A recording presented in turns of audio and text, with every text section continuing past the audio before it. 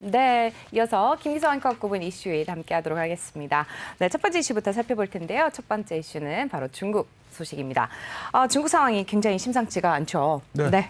제조업이 위축될 우려가 있다면서요. 네, 그렇습니다. 많이 들어보셨죠? PMI 지수라는 거. 네. 중국의 제조업 PMI 지수가 발표가 됐는데 이 PMI 지수는 기준이 50입니다. 그러니까 50을 넘으면은 확장을 의미하고 50 밑으로 떨어지면 위축인데 일종의 경기 선행 지표이고 심리 지표다 이렇게 보시면 됩니다. 그런데 9월 달 중국의 그 제조업 PMI 지수가 49.6이 나왔습니다. 그러니까 50 밑으로 떨어진 게 작년 3월이죠. 작년 3월 이후에 처음이다 이렇게 얘기를 하고 있는데 당초 전망치는 로이터 통신이 집계했을 때 그래도 50은 넘을 거다. 50.1쯤 기록하지 않겠느냐 이렇게 예상을 했는데 50.1이 안 된 걸로 이렇게 나온 겁니다. 그러니까 이렇게 제조업이 위축 국면에 들어갔다라고까지 얘기를 하는데 이런 이유는 뭐 잘 아시겠지만은 아무래도 중국 입장에서도 세계적인 공급망 병목 현상에 영향을 받고 있고 여기에 따라서 원자재 가격이 올라가고 있기 때문에 제조업 경기가 안 좋아지고 있고 특히 중국 같은 경우에는 이 제조업이 이 원자재 가격이 올라가가지고 생산자 물가 지수가 올라가게 되면 꽤 올라간 걸로 지금 나오고 있는데 이걸 갖다가 소비자 물가에 전가시키기가 쉽지 않은 구조로 이렇게 돼 있거든요. 그러니까 그만큼 제조업이 어렵다 이렇게 보시면 되고요. 그리고 또 전력난 요새 얘기 나오고 있지 않습니까? 네. 이 전력난에 따라서 아마도 이 제조업들이 상당히 어려운 것 아니냐 이렇게들 얘기를 하고 있습니다. 그렇기 때문에 중국의 경제 성장률이 둔화될 것 같다 하는 그런 전망들이 여기서 비롯되는 겁니다. 네. 그러니까 중국의 경제 성장률을 보면 1분기에 18.3%를 기록을 했고 2분기에 7.9로 떨어졌었거든요. 그러니까 절반 가까이 떨어졌다가 지금 3분기가 이제 아마 이달 말쯤 되면 10월 1일이니까 이달 말쯤 되면 일단 이 잠정치가 나올 텐데 지금 그 각 IB들이 내놓고 있는 내용을 볼 것 같으면 상당히 많이 떨어질 걸로 이렇게들 예상을 하고 있습니다. 그러니까 노무라 정권 같은 경우에는 3분기 전망치를 5.1%에서 4.7%로 낮췄고요. 그리고 또 골드만삭스 같은 경우에도 3분기하고 4분기에 예상보다도 1%포인트 내지 1.5%포인트 떨어질 거다.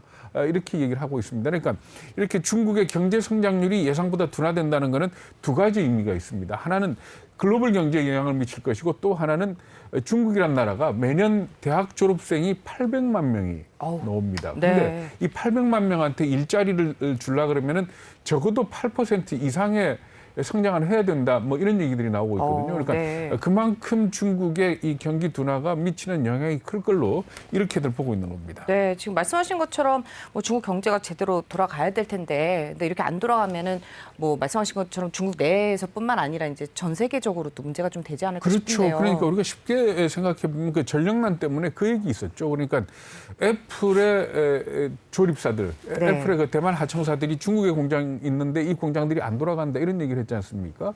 그런데 지금 문제가 뭔가 하면 우리가 자동차가 타격을 입었던 게 자동차 반도체가 원활하지 않아서 제조가 원활하지 않아서 타격을 입었는데 중국에서 생산한 것 중에 아주 많은 것들이 IT 제품의 부품들을 많이 생산을 합니다. 근데 IT 제품의 부품이라는 것들이 이게 하나라도 빠지면은 제품이 안 만들어지는 거거든요. 그렇기 때문에 이게 연말 경기를 앞두고 상당히 크게 세계 시장에 영향을 미치지 않겠느냐 이렇게 우려를 하고 있는 겁니다. 그러니까 특히 연말에 IT 부품, IT 제품들의 성수기다. 대목이다 이렇게 볼 수가 있거든요. 그러니까 블랙 프라이데이도 그렇고 뭐 중국의 광문제도 그렇고 가장 큰 매출을 일으키는 것들이 IT 제품들인데 이 IT 부품의 상당 부분이 중국에서 생산이 되고 있고 이게 결과적으로 제대로 생산이 안 된다면은 세계 경제에 영향을 미치지 않겠느냐 이렇게 얘기를 하고 있는 겁니다. 다만 우리 입장에서 본다면은 중국하고 IT 부품에서 경쟁하는 업체들이 꽤 있습니다. 그러니까 네. 뭐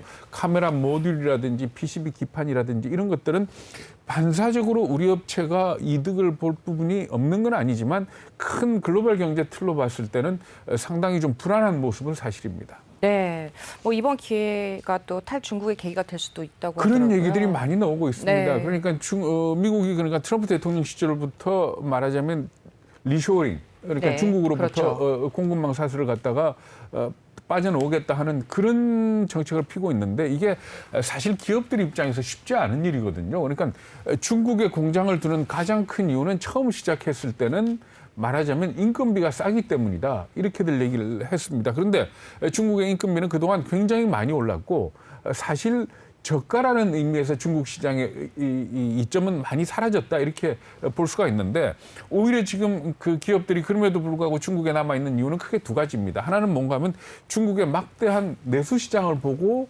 중국에 공장을 두고 있는 거고 또 한 가지는 중국에 공장을 두게 되면 이 공급망 사슬이 잘 짜여져 있습니다. 네. 그러니까 주변의 부품 업체라든지 원자재 업체들이 쭉 둘러싸고 있으니까 중국에 있는 게 가장 유리했거든요. 네. 근데 지금 현재 뭐 전력난도 문제지만은 중국의 규제가 강화되고 있지 않습니까? 이런 걸로 해가지고 이번 이 사태가 탈중국의 제조업의 탈중국의 계기가 되지 않겠느냐 하는 그런 전망까지 나오고 있는 상황입니다. 네. 지금 또 이어서 또 두 번째 이슈도 함께 말씀 나눠보도록 하죠. 두 번째 이슈, 의류의 원료가 되는 면화 가격이 크게 올랐다는 소식이네요. 예, 그렇습니다. 면화 그러면 뭐 옷 네. 만드는데 꼭 들어가야 되는 그럼요. 그런 네. 원자재 아닙니까? 그런데 이 원자재 가격이 최근에 7일 연속 상승을 했고 연초로 대비하면은 대략 한 30% 정도 올랐다 그럽니다.